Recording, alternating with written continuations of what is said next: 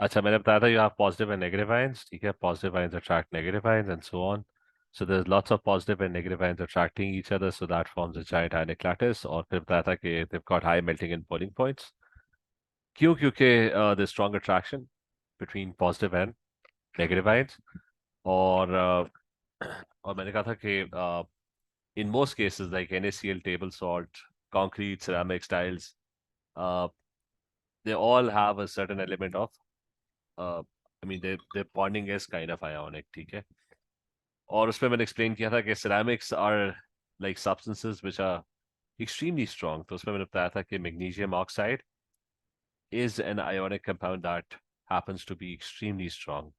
तो furnaces और heat shields और रॉकेट्स और ये आपकी जो स्पेसशिप्स वगैरह है उसके अंदर उसकी जो आउटर सरफेस होती है that's covered with tiles that are made out of magnesium oxide.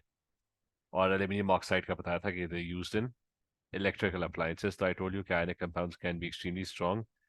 एक जो लास्ट चीज मैंने बताई थी कि वो था कि इसकी स्ट्रेंथ किस पे डिपेंड करती है, ठीक है? व्हाट डिटरमिन्स, क्योंकि आयनिक कंपाउंड में भी ना देयर इज वेरिएशन, ठीक है? तो the strength of the ionic lattice, तो कुछ आयनिक कंपाउंड्स हैं which are extremely extremely strong, बाकी भी स्ट्रांग है लेकिन शायद उतने स्ट्रांग ना हो, ठीक है? तो उसके अंदर है कि the strength of the ionic lattice depends on two things. One is that it is dependent on the charge on the ion. ज्यादा चार्ज होगा तो there's going to be more attraction, ठीक है? तो if you have greater positive and negative charge, so that leads to that leads to more attraction. और second है कि it depends. तो MgO और NaCl में फर्क क्या है? Like you have MgO and you have NaCl, ठीक है? तो one of the reasons that MgO happens to be stronger is कि उसका चार्ज ज्यादा है, ठीक है? तो वो जो आयोनिक लैटिस होगा ना वो ज्यादा स्ट्रॉन्गर होगा, ठीक है? ये बात क्लियर है? आयंस एक दूसरे को ज्यादा अट्रैक्ट करेंगे. Is this clear? जी सर. Yes, sir. अच्छा, और इसका एक और है कि inversely proportional, it's inversely proportional to the size of the ion. Size of ion में के स्मॉलर होगा ना, छोटा होगा आयन, smaller ions will be more packed.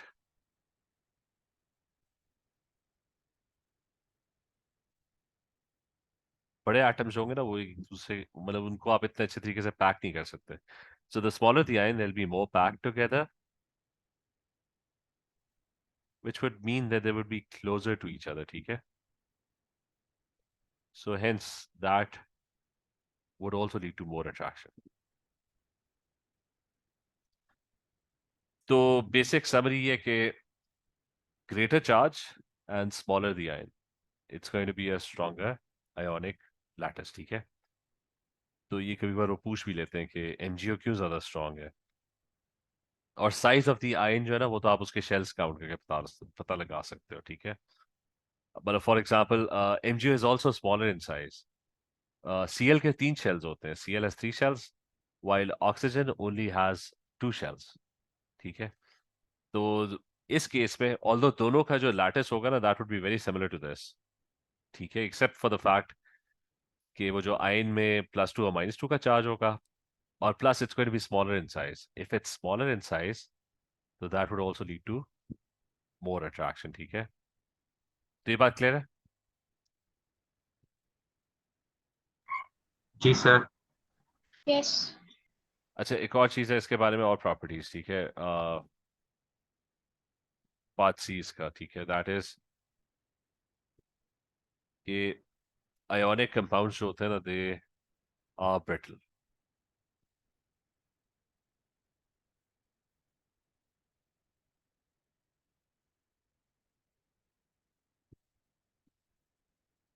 अच्छा, what that means is that although they appear to be very strong, लेकिन after a certain point a force is applied and they all simply break down. ठीक है, tile जिस तरह होती है ना, marble की tile, it's apparently very strong, लेकिन हल्का सा गिरती है तो it just breaks into smaller pieces. ठीक है, so what happens के they completely lose their force of attraction. कि एकदम से जब आप उसको गिराते हो ना, तो what happens के कंक्रीट का भी यही है कि एक बिल्डिंग होती है, इट्स वेरी स्ट्रांग, अर्थक्वेक आता है, अगर वो जरा सा हिल जाए ना, तो इट completely collapses. तो उसकी सिंपल रीजन ये कि they are very sensitive to arrangement. क्या वैसे है?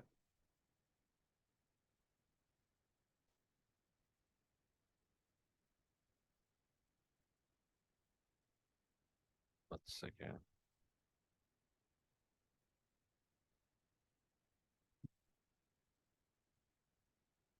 अच्छा, so they tend to be very sensitive to the arrangement of the particles. ठीक है, इसमें होता है कि if you have a positive ion, तो उसके साथ there has to be a negative ion next to it, and then it's attracting a positive ion, which is attracting a negative ion, then it's attracting a positive ion, then it's attracting a negative ion.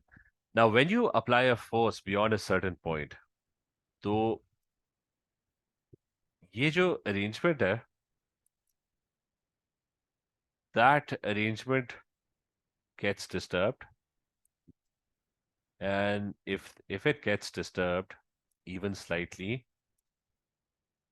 so two positive ions will come together, and that would lead to a force of repulsion.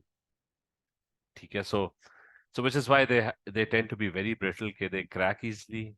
ठीक है, force apply करते हो and they simply crush, they break into small pieces if the arrangement gets disturbed. ठीक है, ये भी clear है? जी सर। सारों clear? Yes, sir. अच्छा, डी और क्या चीज़ है? और ये कि they conduct electricity.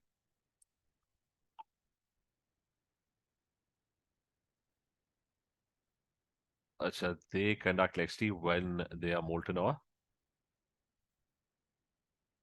or aqueous.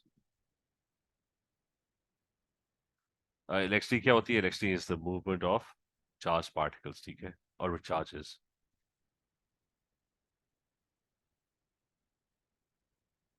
So that's the movement of charged particles from one point to the other.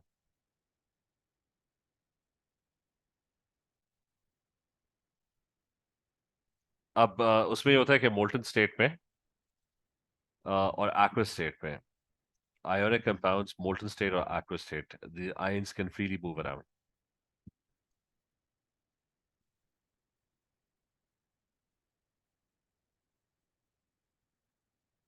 But not in solid state.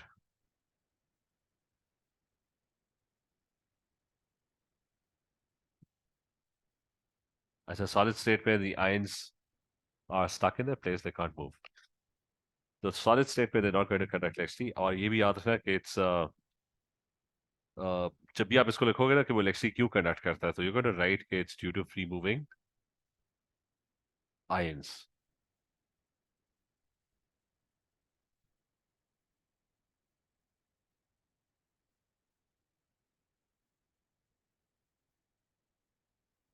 तो हमेशा it's always going to be due to free moving ions. ठीक है, they're going to conduct electricity. Electrons वगैरह नहीं लिखना क्योंकि they don't have electrons free moving. ठीक है, there are no free moving electrons that are buzzing around. It's just a positive ion and a negative ion. If they're able to move around, they can conduct. So melt कर लो, तो ions can slip and slide, and they would be very energetic, and they would be able to overcome the attractive forces, and they could slip and slide over each other. Molten state में, लेकिन उसके लिए बहुत high temperatures चाहिए होगा. Because they're stuck in their place, so they have to be very very energetic. और ये कि solid में नहीं करते. और फिर ये कि all ionic compounds to an extent are soluble in water.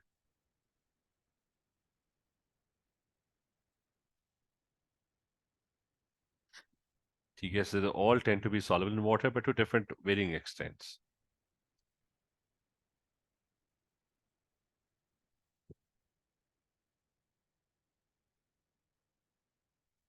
Soluble in water का मतलब है कि if I take an ionic compound and I stir it in water, तो इसी को उठा लेते हैं. So let's say this is our tiny crystal, और इसको उठा के ना टेबल सॉल्ट का क्रिस्टल है, इसको उठा के पानी में मिक्स कर देते हैं. You have to stir vigorously, ठीक है.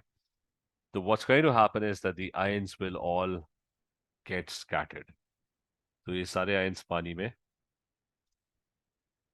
जब आप चम्मच हिलाते हो तो उसका जो अट्रैक्टिव फोर्सेस है ना, वो चम्मच से they get they are overcome and the lattice breaks into pieces. वो थोड़ी देर लगती है, ऐसा ऐसा करके ना, the particles they start breaking away from the lattice, and eventually they all break away, ठीक है. और बीच में वाटर मॉलिक्यूल्स हैं, ठीक है. बीच में there's a lot of water molecules.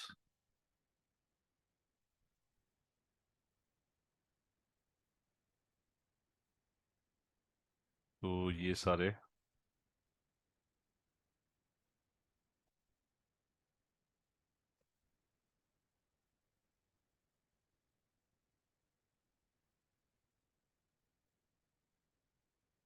अच्छा, water molecules are going to keep them away from each other, ठीक है.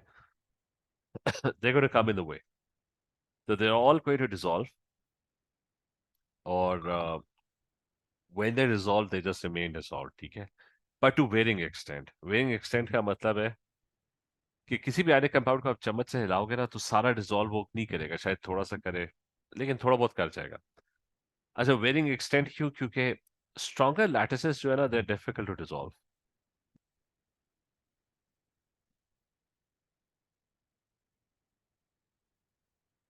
विल बी लेस सॉलेबल, क्योंकि अगर इनके बीच में ना the force of attraction is very strong, फिर क्या होगा कि आप चम्मच हिलाते भी रहो ना, they not going to separate and they not going to get scattered, ठीक है.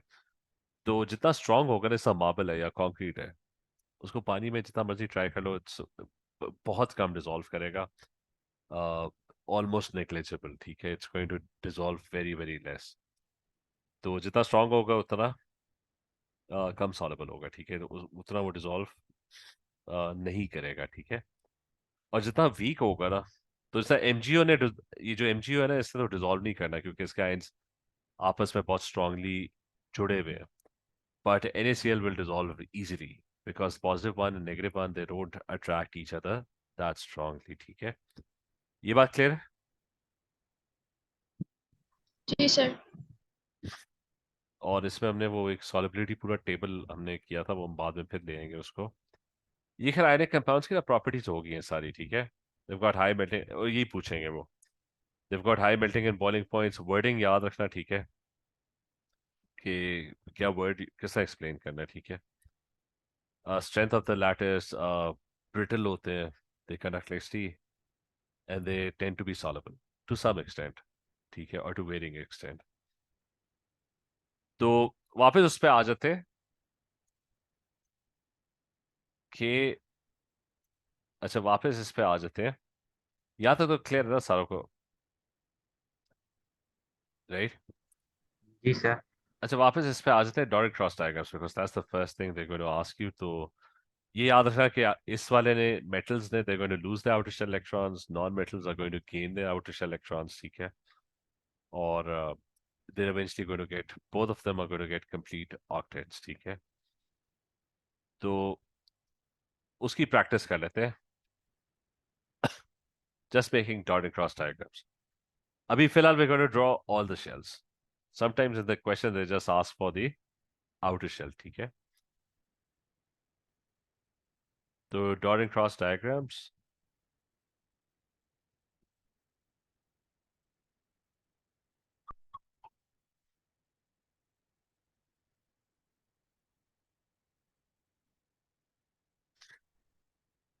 तो हम करते हैं उसका, पहले तो सेम टाइप था, एनजीओ का कर लेते हैं।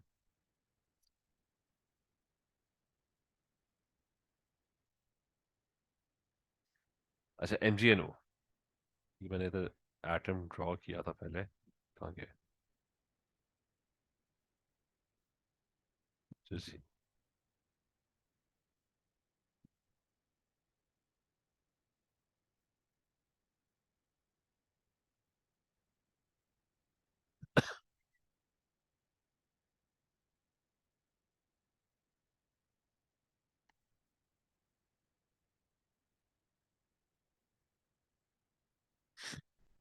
अच्छा, एमजी और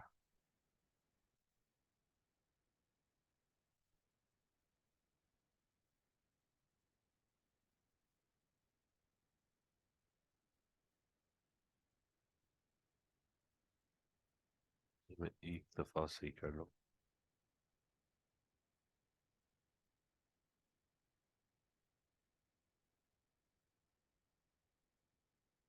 अच्छा, एक के डॉट्स में और दूसरे के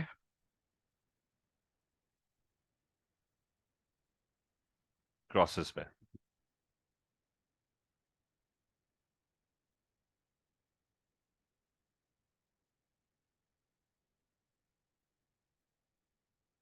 तो ठीक है, वैसे ही मैंने एग्जाम्पल ले लिया।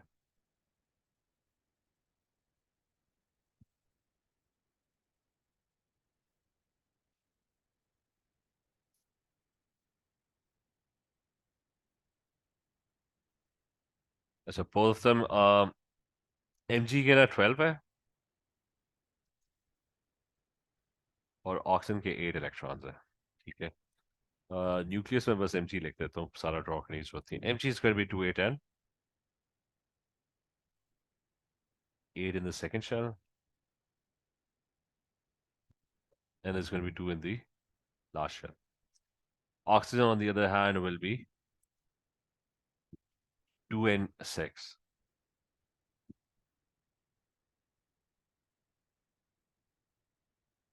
और ये बाहर वाला हटा देते हैं। तो सिंपल ये कि इफ दिस इज 282, तो that one is 26, the metal is going to lose 2 electrons, so the outer shell electrons are going to be gone, it's going to lose those 2 electrons। तो इसके पायर वाले चले गए, और अगर पायर वाले चले जाते हैं तो इसका क्या चार्ज होगा? इट्स गोइंग टू बी,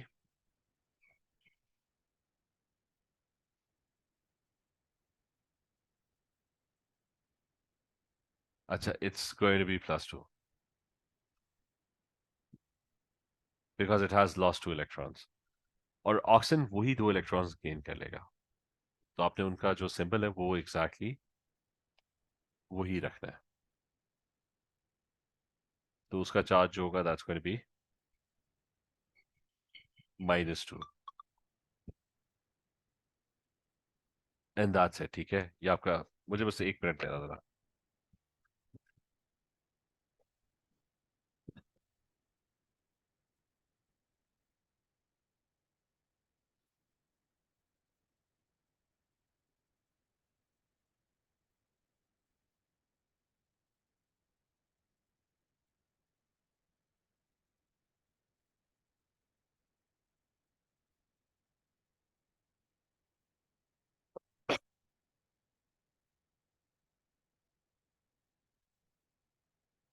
अच्छा, खैर इसके पे 2 और 8 हो जाएंगे। ठीक है, it's going to gain, loses 2 electrons, the other one gains 2 electrons। ठीक है, ये क्लियर है? सर अगर ये जो है ऑक्सीजन की प्रोटॉन नंबर 8 है तो नॉन मेटल्स हमेशा गेन करेंगे इलेक्ट्रॉन्स इवन अगर उनके प्रोटॉन नंबर छोटे हैं हाँ, कंपेयर टू वो मैंने मेटल्स। वो मैंने थोड़ी सी बात की थी कि होता ये कि वो खाली प्रोटॉन, मैंने तो एक वो रीजन बताई थी जब हमने हम कर रहे थे ना डिस्कस। मैंने एक्सप्लेन किया था, ये लूज करते हैं, ये गेन करते हैं। ठीक है, और मैंने बताया था कि इसके 3 प्रोटॉन, इसके 9 प्रोटॉन है, तो ऑब्वियसली ये गेन करेगा क्योंकि इसके प्रोटॉन ज्यादा है। ठीक है, वो बात तो क्लियर थी ना? जी सर वो क्लियर था। हाँ, ये दूसरी थोड़ा लेकिन अनक्लियर है। उसके अंदर ना और बड़े ज्यादा फैक्टर्स आते हैं। वो फैक्टर्स इस तरह है कि जब नीचे जाते हो ना, जैसा एमजी नीचे है ना, थोड़ा शेल्स ज्यादा हो जाते हैं ना, शेल्स अगर आपके ज्यादा हो जाते हैं तो आपका जो इलेक्ट्रॉन होता है वो न्यूक्लियस से दूर चला जाता है, तो वो डिस्टेंस ज़्यादा हो जाता है। तो जब डिस्टेंस ज़्यादा हो जाता है तो तब भी वो फिर लूज ही कर रहा होता है, इवन उसके प्रोटॉन्स अगर ज़्यादा भी हो ना, तो वो लूज ही कर रहा होता है। बात समझ आइए। जी सर, तो हमें शेल्स का भी ख्याल रखना होगा आयनिक बॉन्डिंग हाँ, से पहले। बेसिकली आपको उसके बारे में सोचने की जरूरत नहीं है, वो तो मैंने खाली समझाने के लिए कहा था। वो ए लेवल्स में ना डिटेल में आप पढ़ते हो ये चीज़। आपको बस अभी फिलहाल यही पता होना चाहिए कि ये इलेक्ट्रॉन लूज करते हैं और ये वाले इलेक्ट्रॉन गेन करते हैं। ठीक है। एक यस आध सर। रीज एक आध रीजन मैंने बता दिया आपको, ठीक है, कि वो क्यों करते हैं। ठीक है। तो उसकी रीजन इंपॉर्टेंट नहीं है, वो खाली समझाने के लिए मैंने कहा था। ठीक है। Is this clear? Yes sir. वो मैंने जी सर। इस तरह भी दिखाया था ना कि बैरियम है ना, तो अब बैरियम के प्रोटॉन बहुत ज्यादा है, लेकिन मसला बताओ बैरियम में क्या आता है कि बैरियम का अगर एटॉमिक स्ट्रक्चर देखे ना, तो इवन उसके अगर प्रोटॉन ज्यादा भी है ना, तो द प्रॉब्लम इज वो जो दूर इलेक्ट्रॉन पड़ा हुआ है ना, वो डिस्टेंस इतना ज्यादा हो जाता है कि still is not attracting its outer electrons that strongly. Is that clear? Yes sir. तो आपको लेकिन आपको जनरल याद रखना है, metals lose and non metals gain. हो सकता है शायद वो थोड़ा सा इसके बारे में डिटेल में पूछ ले, लेकिन उन्हें आज तक पूछा नहीं है। कभी कभार ना होता ही है कि वो कभी कभार थोड़े से कॉमन सेंस के क्वेश्चंस भी आ जाते हैं। कॉमन सेंस तो नहीं, मतलब वो वैसे पूछ लेता है कि आप इन्फर कर सकते हो कि नहीं कर सकते, कि अगर वो कह दे कि भाई फ्लोरीन क्यों गेन कर रहा है इलेक्ट्रॉन्स ना, although it's a non metal, लेकिन वो अगर हो सकता है वो पूछ ले। ठीक है। तो क्या आपको टेस्ट करो कि आप कोई लॉजिकली कोई बात सोच सकते हो कि नहीं सोच, तो आप ये कहोगे भाई 9 प्रोटॉन्स जो है, तो they've got a much stronger attraction for electrons। अब वो ये कह सकता है बैरियम इलेक्ट्रॉन क्यों लूज कर रहा है, तो उसकी प्रॉब्लम रीजन ये है कि बैरियम के पास पहले ही इतने ज्यादा इलेक्ट्रॉन्स है that the outer electrons like very far away, so it would probably end up losing those electrons। ठीक है। अच्छा, इसका ना एक वैसे मैं ये totally out of the syllabus है, एक इसका टेबल होता है, इसको पॉलिंग स्केल कहते हैं।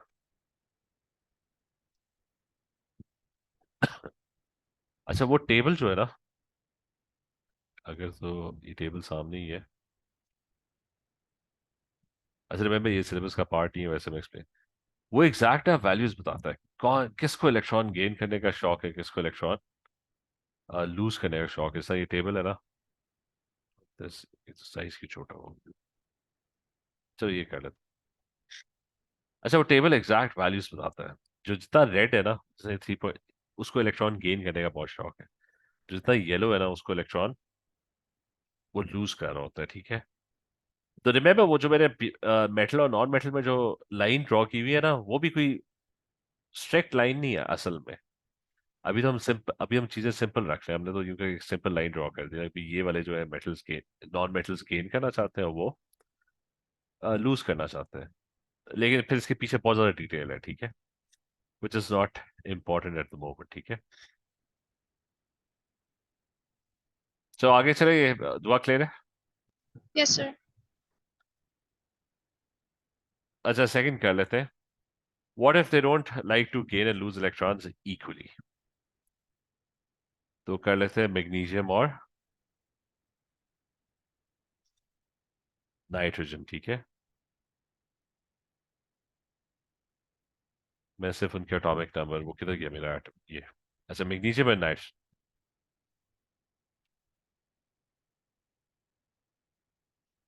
तो ये हो गया।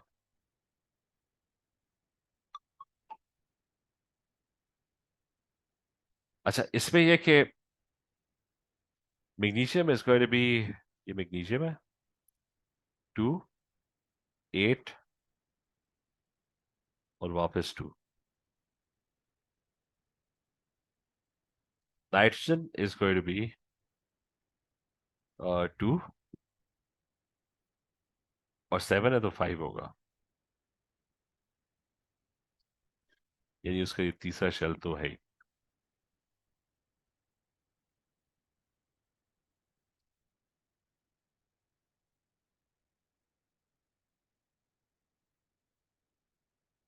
इसको हटा देते हैं। अच्छा, so this one, the first one is 2 and 8 and 2. अब रिमेम्बर इससे आउटर शेल इलेक्ट्रॉन्स ही लूज करने हैं, ठीक है।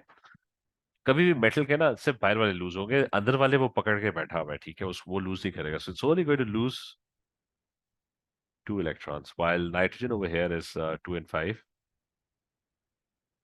तो उसको 3 चाहिए। वो तब तक इलेक्ट्रॉन्स गेन करता रहेगा जब तक उसको वो 3 इलेक्ट्रॉन्स मिल नहीं जाते, ठीक है। तो अब मसला ये हुआ है कि वो इलेक्ट्रॉन्स लूज 2 कर रहा है, but that nitrogen is gaining 3 electrons.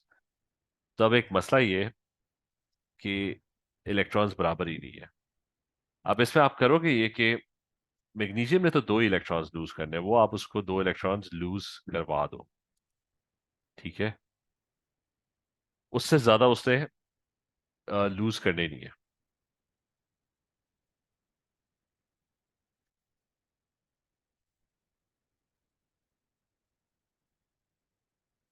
और इसके ऊपर क्या चार्ज आ जाएगा? इट्स गोइंग टू बी, अच्छा, इट्स गोइंग टू बी +2।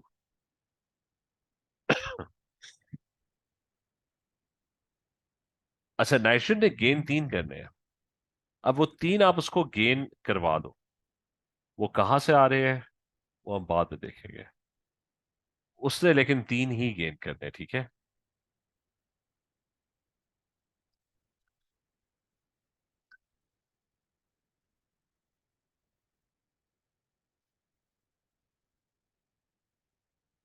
अच्छा, तो ये इसने ना, it has gain 3 and it has a -3 charge, ठीक है। तो अब मसला ये है कि उसने तो 2 लूज किए थे, उसने 3 के साथ गेन कर लिए। तो इसमें एक शॉर्टकट ये होता है, विच इज, और सिंपल शॉर्टकट ये है कि आपके आयनिक लैटिस में ना बहुत ज्यादा आयन्स होते हैं, ठीक है। खाली एक मैग्नीशियम और एक नाइट्रोजन नहीं होता, there is lots of them. तो आपने क्या करना है कि इसका 3 उठाना है। यहाँ पे अगर 3 लगा हुआ है ना इधर चार्ज, तो you going to multiply this with 3। और अगर यहाँ पे +2 लगा हुआ है ना, तो you going to multiply the other one with 2। What that basically means is कि यू गोइंग टू हैव 3 मैग्नीशियम्स, ठीक है। ईच मैग्नीशियम एटम, हर मैग्नीशियम एटम जो है ना, इट्स लूजिंग 2 इलेक्ट्रॉन्स। तो अगर आपके पास 3 होंगे तो टोटल इलेक्ट्रॉन्स लॉस्ट कितने होंगे? That's going to be 6 electrons, ठीक है। और अगर आपके पास 2 नाइट्रोजन एटम्स होंगे, one nitrogen atom is gaining 3 electrons. तो अगर आपके पास 2 नाइट्रोजन के एटम्स होंगे, सो टोटल मिल मिला के दोनों एटम्स कितने इलेक्ट्रॉन्स गेन करेंगे? That's going to be 6। तो आपका मसला सॉल्व हो जाता है। आपको मैग्नीशियम एटम्स और नाइट्रोजन एटम्स की क्वांटिटी चेंज करनी पड़ेगी, ठीक है। और वो आपको सोचने की जरूरत नहीं है। उसकी शॉर्ट जो ट्रिक है ना, वो ये शॉर्टकट जो है, विच इज दिस के, अगर इसका चार्ज -3 होना है ना, तो अगले वाले को 3 से मल्टीप्लाई कर दो। और अगर इसका चार्ज +2 होना है ना, तो इस वाले को 2 से मल्टीप्लाई कर दो। तो electrons lost and gain would automatically become equal, ठीक है। तो वो इसका शॉर्टकट है। तो आपने करना ये है कि मैग्नीशियम में 2 इलेक्ट्रॉन लूज करने थे, उसको 2 लूज करवाए, उसका चार्ज क्या हो गया? +2। नाइट्रोजन के एटम ने 3 इलेक्ट्रॉन्स गेन करने थे, आपने उसको 3 इलेक्ट्रॉन्स दे दिए, उसका चार्ज क्या हो गया? दैट्स -3। अब वो वाला मसला के साथ सॉल्व किया है कि ये 2 लूज कर रहा है, वो 3 गेन कर रहा है। इस 3 को उधर मल्टीप्लाई कर दिया 3 से, इधर 2 लिखा था तो इधर जाके मल्टीप्लाई कर दिया 2 से, और वो आपका मसला सॉल्व हो गया, ठीक है। Now 3 magnesiums would in total lose 6 electrons and 2 nitrogens will in total gain 6 electrons, ठीक है। ये वाला क्लियर है? Yes sir. सारों ठीक है। क्लियर है? आयशा क्लियर है? वहां से क्लियर है? Yes sir. तो अच्छा, तो मैं होमवर्क दे रहा हूँ, विच इज के इन सारों के dot and cross diagrams complete outer shells, ठीक है। Na और फॉस्फोरस, एल्यूमिनियम एंड ऑक्सीजन। वो क्वांटिटी खुद ही डिसाइड कर लेना कि मतलब वो खुद ही, ये वाला जो काम है ना, ये तो एंड में आप खुद ही करोगे, ठीक है। Calcium and fluorine, lithium and sulfur और क्या हो सकता है? सोडियम एंड Cl, तो Cl वैसे वहां पर रिपीट ही हो गया। अच्छा, Al एंड N। ये होमवर्क है सारे इसी ग्रुप में पोस्ट करना। मैं इसको क्लासरूम बना लूंगा, उसके अंदर भी ऐड कर दूंगा। ठीक है, जस्ट 1 सेकेंड।